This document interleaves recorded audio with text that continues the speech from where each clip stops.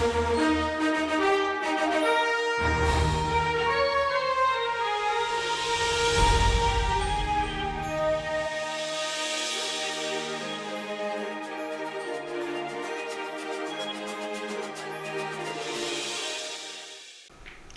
to the Advocate on PlusTV Africa, where your panelists discuss thought-provoking topics in an atmosphere of seriousness, decisiveness, and laughter.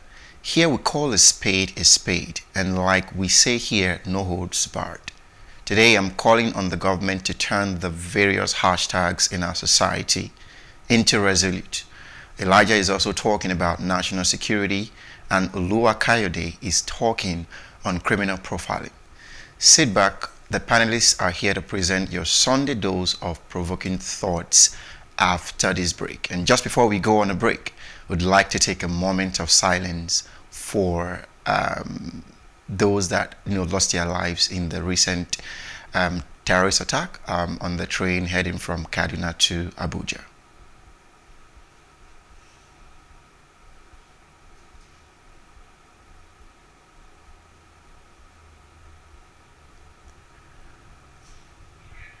May the souls of the dearly departed rest in peace. Hashtags to results. It's almost becoming a recurring pattern that is increasingly worrisome to us in Nigeria. Many social issues have been swept under the carpet after their respective hashtags ended. We must understand that these are real issues affecting real people. We're not playing games of hashtags here. I personally think that these hashtags are super important to raise awareness and consciousness of these issues. If you think about it, there are several cases of social vices that we would never have heard of if we didn't trend these hashtags. The roadblock is being able to transition these hashtags into actual results. This is where I believe the government should step in and deliver what we elected them into office for. And just to re-emphasize and remind the government who constantly keep failing us, Ini Umaran was not just a hashtag. Sylvester was not just a hashtag. NSARS was not just another hashtag. Bamishe was not a hashtag. And most recently, Dr. Chinelo isn't just another hashtag. These hashtags are doing the job it was designed for. What is the government really doing with these hashtags? How can we hold the government more accountable? Well, it's important. Someone was telling me earlier today, that way back in the 80s, that he had an interaction with the first premier of Nigeria, Nnamdi Azikiwe, and he told him that, listen, the newspaper and the radio are the most important tools for a politician. The third is the television. But that was in the 80s. When he said that, I just laughed, because right now, social media seems to be the most important. Sure. Although in our part of the world, it is important, but we don't understand the importance because we don't lash onto it. We use it to catch crews. Last week, I think Tonya was talking about no virtue signaling. The what? No virtue signaling. Yeah, the signaling, and we all jump on issues without identifying with it necessarily. We jump on issues just to trend. We see a lot of people talking about, okay, for example, let's use the unfortunate passing of Dr. Chinelo. I've heard a lot of people insult people that disbelieve there at the beginning. When she tweeted about it. Yeah, when she tweeted about it. But the truth of the matter is that on my program last week, I interviewed someone, or during the week, I interviewed someone who was caught up in the attack, Abuja rail stuff. And for about 2 days or 24 hours, it was trending that he was dead, whereas he had a gunshot wound. He's been to the hospital twice for 2 operations in Kaduna. Wow. Yes. So, I mean, I'm coming back to that to say, you see, just the same way a lot of people have come out now to just insult everybody that disbelieved. Why? People are just pointing out anger. because of the fake news, the amount of fake news that permeates our social media, at times people struggle to believe. But the question is, after people realize that it was true, did they still continue to say negative things? Most likely no. A lot of people follow. So what I'm drawing out of that is that people just trend. A lot of times people just do hashtags. So that's why, tying it into what you said, that when the hashtag fades, who's talking about them? So that's why once the few people that really believe in the hashtag, they still tweet about it. But once the frenzy of the hashtag goes down, the other people that supported that made it, trend, they're no longer tweeting because it's no longer something as relevant. Take, for example, the NSAS. Except for a few like the Mr. Macaroni files and a few others who still use it because it's a recurrent event. That's why you still have it trending a bit. But apart from that, what does it really mean to people? So with what you're saying, I think people should begin to understand that hashtag goes beyond just signaling. Let me just follow the trend. You must buy into that hashtag. Break the bias. Okay, the week is gone. So what next? Everybody was signaling. Everybody was signaling, and after that, and like Tonya rightly said, a lot of people, even with Down syndrome, break the silence. A lot of people that speak on this, in their office, they don't even give women a chance. Yeah. They don't they don't employ people with physical disability or something. People with physical, Well, I quite agree with you. No virtue signaling, and he's saying hashtag. We should not just see these things as just mere social media frenzy or something. These are people's life. Yeah. Sylvester Oronomi, Vamiche, even the Susan Obo, the one I talked about that was killed in Benin last 2 weeks.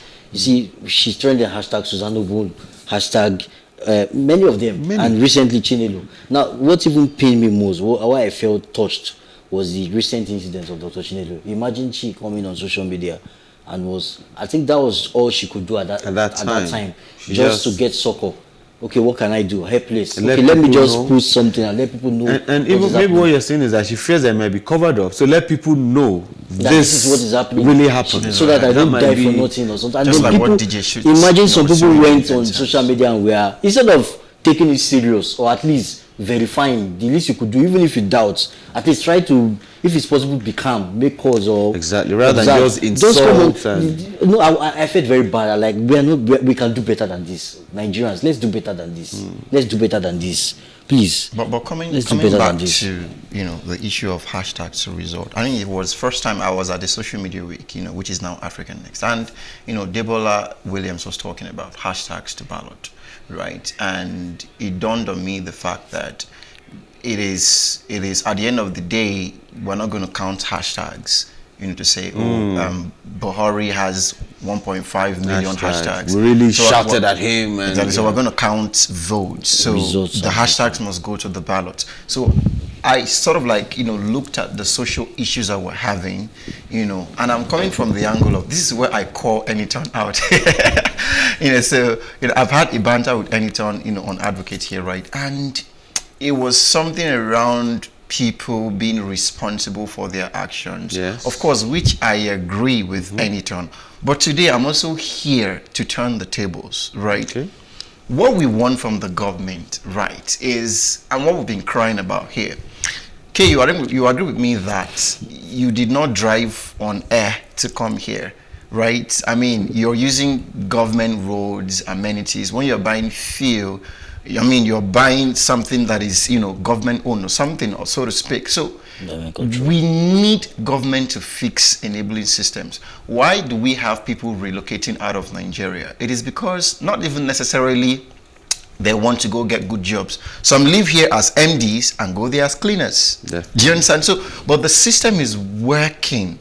They have effective systems, effective processes. Their judicial processes are working. Everything is working. So what we're just saying is fix the system. Because these hashtags, before I've been against hashtag, after this hashtag, what happens next? We did horrible bosses on Tuesday. I was on a Twitter space for 7 hours. We ended at 1 a.m., right?